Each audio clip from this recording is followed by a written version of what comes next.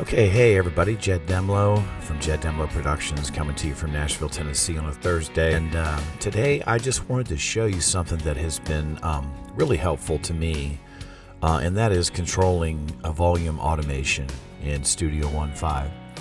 So if it's not something that you're already doing, you probably should be doing it because it really makes a big difference in your mixes. And one of the key things that I want to show everybody today is going to be how to do a little bump coming out of the verse into a chorus. Okay, so let me just go ahead and show you how I'm going to do this.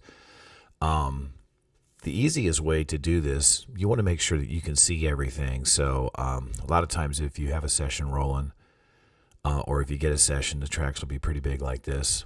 We're going to make them overview. Just come down here to overview and make all of your tracks small. Now, once again, a quick little tip on how you can change the size of your tracks.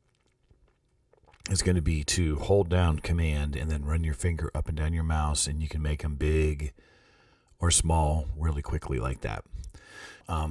There's a very important thing missing from this track right now, and that is the master channel. The main channel is not visible, and this can be frustrating because sometimes somebody will send you a session and there's no master, there's no main channel, and if you don't know how to get it up where you can see it quickly, it can really be kind of annoying.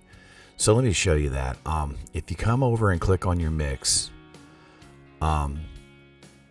and come to your main channel. I want to make sure everybody can see this. Pull it up where you're going to be able to see it. Come over to your main channel, and then just real quickly, just hit touch and just make a move. Any move, it doesn't matter. And then suddenly your main channel shows up. Okay, and then you can just quickly just go ahead and highlight that and delete that move. Okay, and put it back to read or off or whatever you want to do. Now I have a main channel. Okay, so that's how you do it. Hopefully that'll save you a little bit of frustration if you run into that kind of situation. Okay, so now once again, let's go back up here and let's take this main channel. We're going to stretch it all the way down and make it as big as we can. Okay, I'm going to turn this down just a tiny bit. We still got a little bit of background music. This is a production I'm working on for a client here in Nashville. So let's just say we want to have the intros start, nice and strong and full. But then when we get to the verse, make sure you have your track snapping on here. Okay, I've got it to adaptive, which is fine, but you might want to put it on bar. So let's go to the verse. Okay, I now click right there at verse, and then if you come over here to the right, you can make another click and then just drag this down like this. That's going to open up this dialog box right here, which will give you some options. Now what I want to do is I want to highlight this, and I'm going to go -1 dB.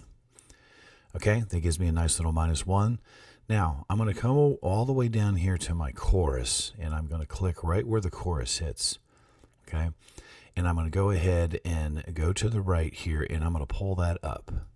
Now when I show that right there, that took it back to 0 dB. But if you want to check it, once again you can click on that marker and you can make it whatever you want, but it's already at 0, and that's where I want to be.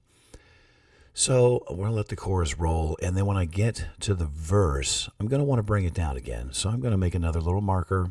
I'm going to come to the right here. I'm going to drag it down.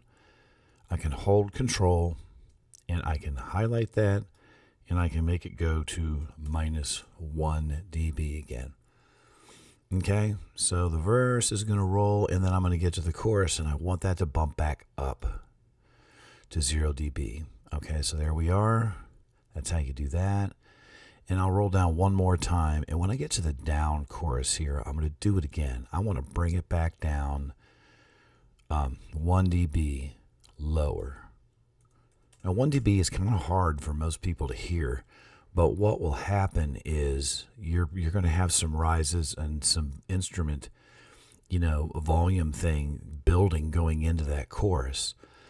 So between the instruments making those moves and this little volume automation thing happening, making that little pop, that little 1 dB boost again when it gets to the chorus, that will be like a subliminal thing that will increase the effect of that chorus, hitting the way that you want it to hit. Okay. So the down chorus here, let's make sure we do this right. Pull this down, Control, -1. Okay, so when we get to this final chorus, I'm going to want that to pop back up to 0 dB. So you can see how I did that. That was the last time I'm going to do that, and we'll just let it roll at 0 dB all the way out. Okay, so another thing that you can do is if you want it to go from, the 0 dB down to the -1 in a gradual way, you can just drag this over so that now you've got a nice little gradual move from the 0 dB down to -1. So that's real cool. And a lot of times I kind of recommend doing that. Now the chorus, you want it to just kind of hit most of the time. If it's a ballad, you might want to bring it in, slower. And in that case, you would grab this one down here that's at -1, and you would pull it over, however far you want that, however gradual you want that to be. But this is a way that you can make a rise and a hit there on your chorus really easily. And it does make a big difference in the way that the listener perceives, the mix. And they will actually feel something from this. And that's what we want. We want people to feel the music, not just hear it. We want them to feel it. Now, if you want to get rid of all of these moves that you just did, you can come down here and you can just highlight all that. And if you hit backspace, they're gone. Now, you're probably going to get a weird move on the volume when that happens. So come over here to your main fader and just hold Command and click on it. And that'll bounce it right back up to 0 dB. So that's a quick way to do that. So anyway, that's how to put some quick volume moves into your session. And I recommend doing that, when you're doing a mix, you finished your track, everything's, ready to go, and you're mixing and it sounds great. Get some volume moves cooking in there because it'll make a big difference to the listener. They'll actually feel, those choruses hitting. So I hope that helps somebody out there today. Once again, my name is Jed Demlow. I'm a country music producer in Nashville, Tennessee. I have a pretty extensive top-lining track catalog available at jeddemlowproductions.com. So if you are a country music singer-songwriter, please go check that out because there's a lot of cool tracks there that you can write your lyrics to, help you get your next songwriting session, going. And I hope everybody has a great day. If you have questions about this, please leave them in the comments. Please give me a subscription if you like this channel and this information is helping you out a little bit because that definitely helps me keep going on this.